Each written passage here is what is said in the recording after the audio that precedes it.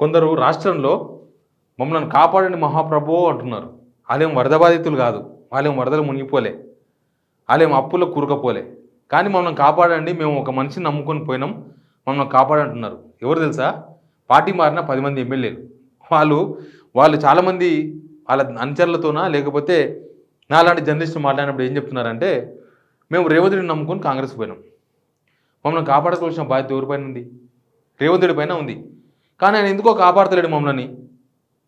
అంతకుముందు ముఖ్యమంత్రులు ఇట్లాంటి సిచ్యువేషన్లు వచ్చినప్పుడు ఎట్లా ఉందో గుర్తు చేసుకుంటున్నారు మళ్ళీ వాళ్ళు. ఎందుకు అప్పుడు వైఎస్ రాజశేఖర ముఖ్యమంత్రిగా ఉన్నప్పుడు ఈ జగ్గారెడ్డి, సత్యనారాయణ, ఇంకా కొంతమంది ఉన్నారు, వాళ్ళందరినీ ప్రొటెక్ట్ చేస్తున్నారు. వైఎస్ రాజశేఖర వాళ్ళందరినీ ప్రొటెక్ట్ చేశారు. ఎందుకు వైఎస్ జగన్ పార్టీ కాంగ్రెస్ నుంచి బయటకు పోయిన తర్వాత 21 మంది ఎమ్మెల్యేలు, కాంగ్రెస్ ఎమ్మెల్యేలు అప్పుడు వాళ్ళందరూ జగన్ దగ్గర పోతే వాళ్ళందరి మీద వెయిట్ పడ్డది. వాళ్ళందరినీ ప్రొటెక్ట్ చేసుకున్నాడు. వాళ్ళందరూ మళ్ళీ ఎలక్షన్ వస్తే మళ్ళీ గెలిపించుకోవాలి, అదంతా జగన్ బాధ్యత తీసుకున్నాడు. ఇప్పుడేంది, కేసీఆర్ కూడా అదే పని చేసింది. కేసీఆర్ దగ్గరికి టీడీపీలు పోయినరు, తర్వాత కాంగ్రెస్ వాళ్ళు చాలామంది చేరినరు, 12 మంది కాంగ్రెస్ వాళ్ళు చేరినారు కదా, వాళ్ళందరినీ ఆయన ప్రొటెక్ట్ చేస్తున్నాడు, రక్షించుకున్నాడు. ఎందుకంటే ఆయన నమ్మి వచ్చింది కాబట్టి. వాళ్ళందరికీ మళ్ళీ టికెట్లు ఇచ్చిండ్రు.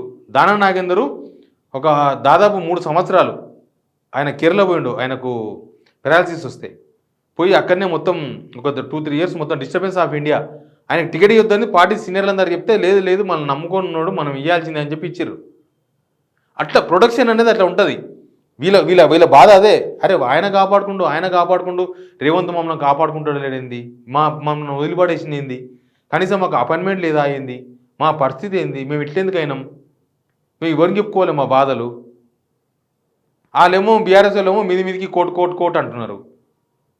పొద్దుగాలేస్తే కోర్టులో కేసులు అంటున్నారు. హైకోర్టులో ఆల్రెడీ పెద్ద కేసే హియరింగ్స్ అయిపోయాయి, తీర్పు రిజర్వ్లో ఉన్నది, ఏ క్షణమైనా వస్తుందన్న ఉత్కంఠ నడుస్తుంది.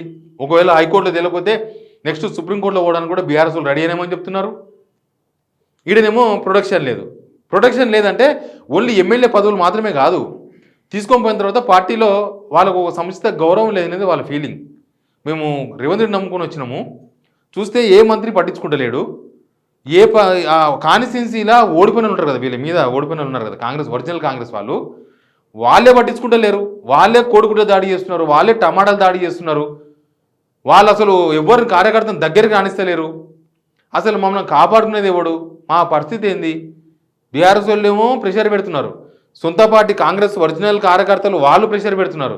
ఇటు చూస్తే రేవంత్ రెడ్డి వ్యవహారమో ఇట్లా ఉంది. వేరే ముఖ్యమంత్రులు ఏమో మారినప్పుడు వాళ్ళకు ప్రొటెక్షన్ ఇచ్చి పార్టీలో వాళ్ళందరినీ విలీనం చేసుకొని, అంటే పార్టీలో ఉన్న వాళ్ళందరికీ మింగిల్ చేపించి వాళ్ళు కూడా మనోళ్ళే అని చెప్పించే ప్రయత్నం చేసినారు వేరే ముఖ్యమంత్రులు.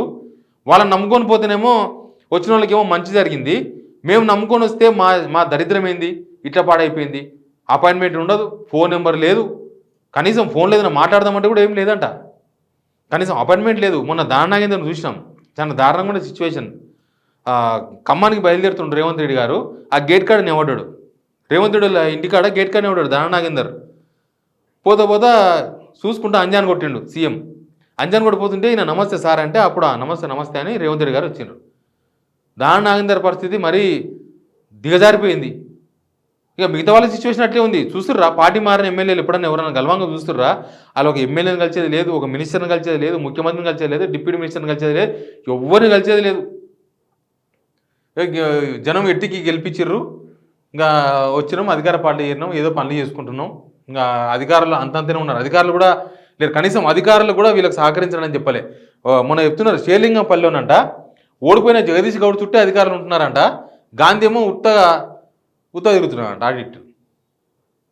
జగదీశ్వర్ గౌడ్ అని ఆయన మీదే గెలిచిండు, కాంగ్రెస్ క్యాండిడేట్ జగదీశ్వర్ గౌడ్. ఆయన పతేర నడుస్తుందంట, అంటే ఆయన హవా నడుస్తుందట, ఈయన హవా లేదంట. ఈ హవా కాదు అసలు, ఏమీ లేదంట, దిక్కులే దివాన్ లేదు, ఇంటికాడ కార్యకర్తలు లేరు, బీఆర్ఎస్ కార్యకర్తలు వస్తలేరు, కాంగ్రెస్ కార్యకర్తలు రాణిస్తలేదు, అసలు వాళ్ళను పార్టీలో చేర్చుకొని ఏ పార్టీ మీటింగ్ పిలుస్తలేరంట. వాళ్ళు ఎట్లయిపోయింది తెలుసా, ఇడిచిపెట్టిన ఎవరాల్లాగా అయిపోయింది అలా పరిస్థితి. వాళ్ళు లేరు వీళ్ళు లేరు, ఏదో పాట ఉంటుంది కదా, పుట్టింటోళ్ళు తరిమేశారు అత్తింటోళ్ళు గెంటేశారని, అట్లా అయిపోయింది ఇలా పరిస్థితి. వాళ్ళు కాన్స్టిట్యున్సీల ఆఫీసర్లు మీటింగ్ పెడితే కూడా వీళ్ళకన్నా ముందు ఆ ఓడిపోయిన వాళ్ళని పిలుచుకొని మాట్లాడుకుంటున్నారంట. ఇక ఈ హైడ్రా కూడా వచ్చి సిటీ ఎమ్మెల్యేని ఇంకా పరిచయం చేసింది. ఎవ్వరు అసలు కిక్కు మడలేరు. కిక్కు అంటే నల్లి ఏమంటారు కదా, కుక్కిన పేన్ అంటారు చూడు, కుక్కిన పేన్ కన్నా దారుణంగా తయారైన వీళ్ళ సిచ్యువేషన్. వాళ్ళు చెప్పుకుంటున్నారు మనం రక్షించుకోడా, పార్టీలో చేరుస్తున్నప్పుడు మా బాగోగులు చూసుకోవాలి కదా, మా మంచి చెడు చూసుకోవాలి కదా, ఎందుకు చేర్చుకోవాలి ఇట్లాంటప్పుడు, పెద్దగా ఏదో చేస్తామని చెప్పి చేర్చుకొని ఇట్లా చేసేదని చెప్పి అందరు చెప్పుకుంటున్నారు. వాళ్ళ బాధను చూసే మిగతా వాళ్ళు ఎవరు పోతలేరు. వాళ్ళు వీళ్ళు పోదామని అడిగి చూసిన వాళ్ళు కూడా అమ్మ వద్దు ఆడిపోతే సస్తామని చెప్పి పోతలేరు. కాంగ్రెస్ బోర్డు బంద్ అయింది ఎందుకంటే ప్రధానంగా ఈ 10 మంది ఎమ్మెల్యే జరుగుతున్న ట్రీట్మెంట్. అందుకే ముఖ్యమంత్రి సామర్థ్యాన్ని బట్టి ఆయన రక్షించుకుంటాడు. వైఎస్ రాజశేఖర్ అంటే ఒక పెద్ద టవర్, కేసీఆర్ అంటే ఒక టవర్. ఈడ టవర్లు లేవు కదా, మినీ టవర్లు అయిపోయినాయి ఇవి. ఆర్టిఫిషియల్ టవరో మినీ టవరో ఏమంటారు దీన్ని. ఆ టవర్లు కాపాడుకోవాలంటే ఏమవుతుంది, వాళ్ళు కాపాడుకోవడమే చాలా కష్టంగా ఉంటుంది. అట్లాంటిది మేము 10 మందిని ఎవరు ప్రొటెక్ట్ చేస్తారు? ఈవెన్ మీ కాన్స్టిట్యున్సీ జనం కూడా మీ ప్రొటెక్షన్ నిలబడరు నాకు తెలిసి. ఈ పరిస్థితుల్లో మీరు పార్టీ మారింటారు కదా 10 మంది, కాన్స్టిట్యున్సీ జనం కూడా అమ్మ వీళ్ళు మా వాళ్ళు అని అనుకునే పొజిషన్ లేదు ఇప్పుడు. ఎందుకు మారిండ్రు? రాని ఎలక్షన్ అంటున్నారు. అట్లాంటి సిచ్యువేషన్ ఉంది ప్రస్తుతం. 10 మంది ఎమ్మెల్యేల పరిస్థితి అయితే ఇదే. మమ్మల్ని కాపాడండి మహాప్రభు అంటారు. ఏ దేవుడు కాపాడుతాడో తెలియదు. చూద్దాం ఏం జరుగుతుందో. Please subscribe signal TV.